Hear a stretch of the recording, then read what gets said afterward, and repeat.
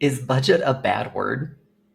Now, let's be honest. What sensations or what do you feel when you hear the word budget? Do you feel your jaw clench? Do you start getting some flashbacks of spreadsheets that have gone terribly wrong? Or, maybe someone lecturing you about your overspending on eating out or spending too much on eating out? If so, you're definitely not alone. For a lot of people, the word budget is a really loaded word. It can feel restrictive, it can feel judgmental, it can feel like you've personally done something wrong and you're not good at money. And for some, especially those that come from a history of financial instability, or even worse, a history of financial abuse, the concept of budgeting alone can feel downright triggering. And that's what we're going to be talking about today. Why budget has a branding problem, and how we can reframe it into something that's a lot more helpful, more freeing, and a lot more relatable.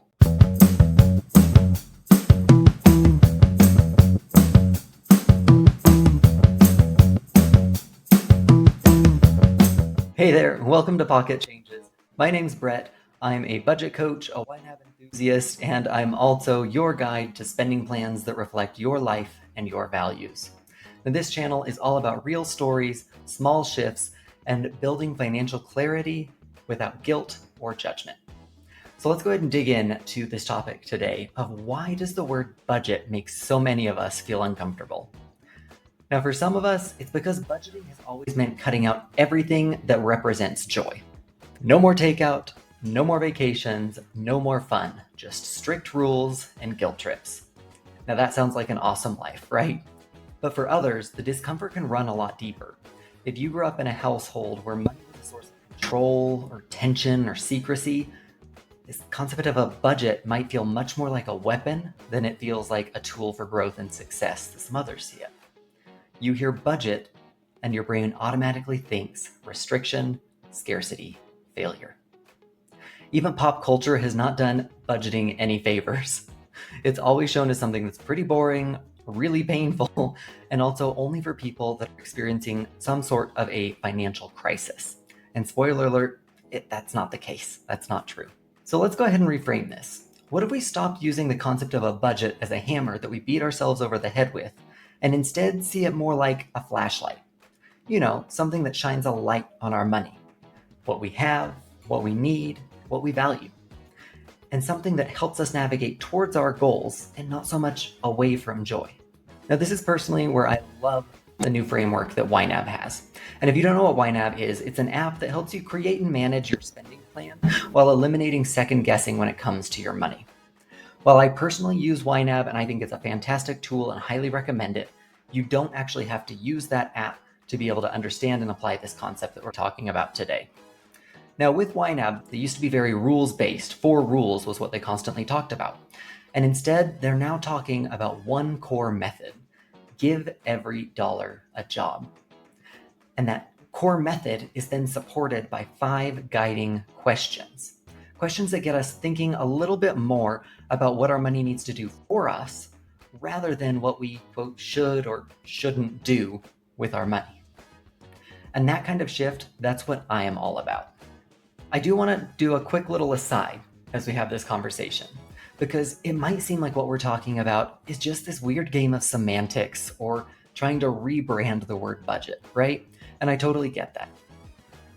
I do think there are some really important distinctions that we need to call out, though. The first being that if a word has such negative connotations, just the word budget, it brings up stress, it makes you feel judged, it makes you feel like you're not doing something right. That's what people commonly think of when they think of the word budget. So if it has all of these negative connotations attached to it, if we can use another word that doesn't come with all that baggage, we're only providing more room for success, right? We can say that we need to just get over it, or learn to love the word budget, or just buckle down. But that's much easier said than done, especially if you're already on the side of having used a spending plan or a budget for many years, right? Now, when we talk about reframing, it's not actually semantics, it's science. In psychology, it can be referred to as cognitive restructuring. And in essence, it's the work of rewiring the brain to focus on the positive instead of the negative. and it can be associated with higher rates of success when trying to achieve new goals or start new habits. It can also accomplish lower rates of depression and even increased sales in certain jobs. So there is foundation for all of this that we're talking about, and it's a valid conversation to have. So what's really important in all of this is call it what works for you. If the word budget is something that makes your skin crawl, don't use it. Seriously, you can call it a spending plan, a money map, a financial blueprint, whatever feels right for you. Choose the word that you resonate with and run with that. The important thing isn't so much the label, it's the intention behind it.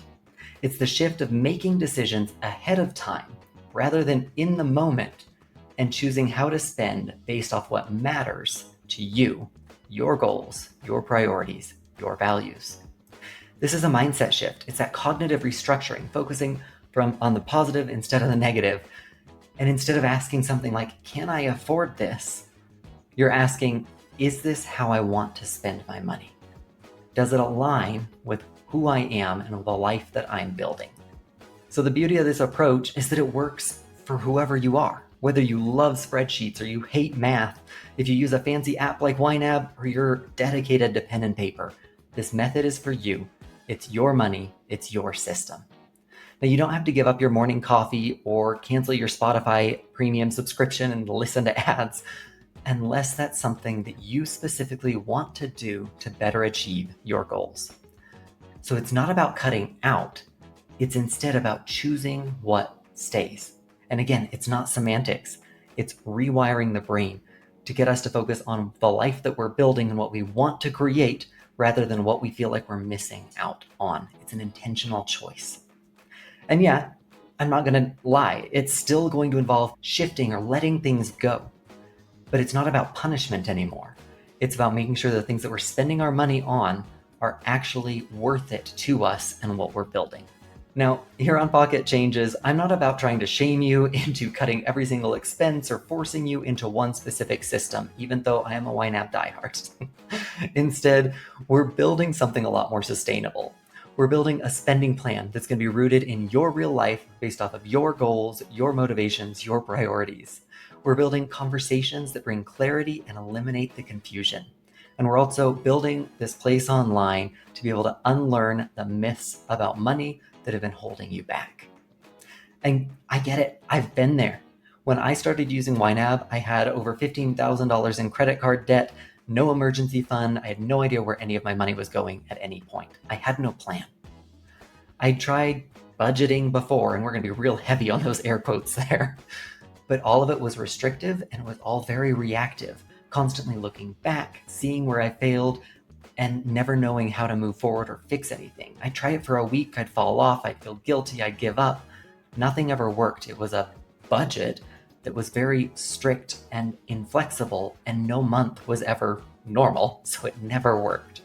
So it wasn't until I reframed my own mindset and finally started focusing on spending with intention rather than trying to follow some form of a really rigid budget that just didn't work, that things changed and I had any success in paying off my debt and moving my own spending plan forward.